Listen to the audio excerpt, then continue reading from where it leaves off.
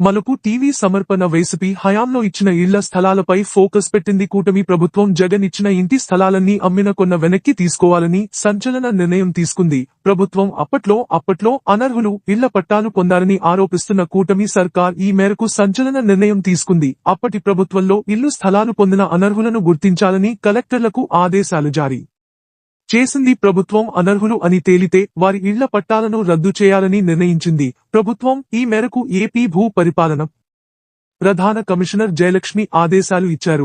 15 రోజుల్లోనే అనర్హులను గుర్తించే ప్రక్రియ పూర్తి చేయాలని ఆదేశించింది ప్రభుత్వం. అయితే ఇళ్ల పట్టాల రద్దుకి ప్రభుత్వము ఎక్కువ గడువు ఇవ్వకపోవడం చర్చనీయాంశంగా మారింది. ఈ కార్యక్రమంలో ఇళ్ల పట్టాలు పొందేందుకు తమకు అన్ని అర్హతలు ఉన్నాయని లబ్ధిదారులు నిరూపించుకోవాల్సిన పరిస్థితి ఏర్పడింది. లబ్ధిదారులు సరైన ఆధారాలు చూపించకపోతే ఇళ్ల పట్టాలు రద్దవుతాయని హెచ్చరిస్తున్నారు అధికారులు. ఈ వివరాలు మీ ఈ మలుపు టీవీలో వీక్షించారు.